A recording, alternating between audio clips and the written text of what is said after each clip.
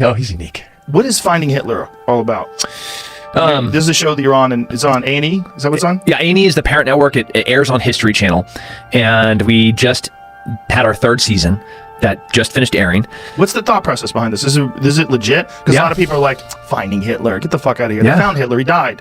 Yeah, I mean, not really. We don't know. Right. That's. I mean, this isn't like Ancient Aliens. This is They declassified a bunch of documents. Both the Israelis, the British, and the Germans and Americans in the past 20 years have been consistently declassifying documents. And there were a bunch of specifically FBI documents that we were spending millions and millions of dollars actively searching for Hitler after the war. Really? Yeah, like millions of dollars. Like Hoover was like, no, send more FBI agents to South America, to North Africa, go to the Canary Islands, go to Spain, trying to find out where this guy went. Tons of real FBI documents with real leads, with real informants, some some first eye accounts saying that they physically. So anyways, that's the show, is us trying to find out, sift through reality and the fiction of the allure, the mystery of that asshole. So what's the official story? The official story is that he killed himself, right? Yep. He killed himself in the bunker with Ava Braun. Yep. And is there any photographic evidence of his death or anything? Yeah. So what the Russians got the body and they got his skull. And when they brought it back to Moscow, nobody has ever been able to independently verify who and what this body is. They let one genetic test occur, and the body with the bullet holes that they said was Hitler, and have said, and that's the narrative, that's the story, that's all the eyewitness accounts that are even in the vicinity of collaborating with each other, and corroborating each other's testimony. Like the closest version, because none of it seems to be very accurate, is that, okay, here's Hitler's skull, and when they did the genetic testing, it's that of a 35-year-old woman. So like, oh, well, this isn't Hitler, but they've said for the past 80 years that this is Hitler. So, okay, first, before we start throwing stones at Russia, let's go back to 1945, April, in Berlin. You have the Allies coming in, wrecking shop, dropping bombs, blowing everything up they can in every single which way. You have the Russians coming in from the opposite direction. They don't even have enough guns to arm all their soldiers. So if they have 200 guys, or 200,000 guys, they have 100,000 guns. If the guy in front of you dies, you just pick up his gun. That's what's happening in April of 1945 in Berlin.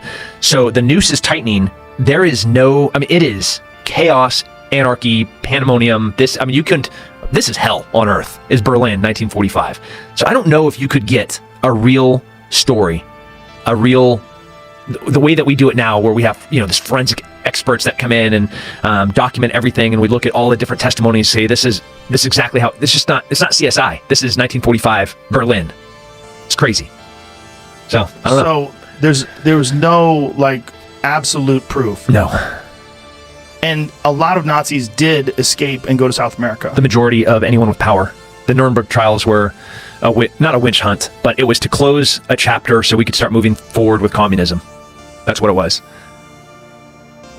The threat of fascism, the threat of Hitler, the threat of killing all the Jews, the threat of world domination by the Nazis, that threat's gone. What's the next threat?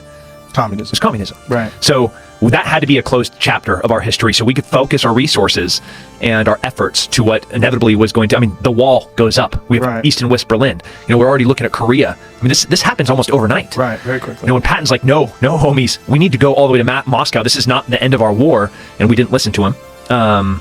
We then have been, fighting communism for the past 75 years.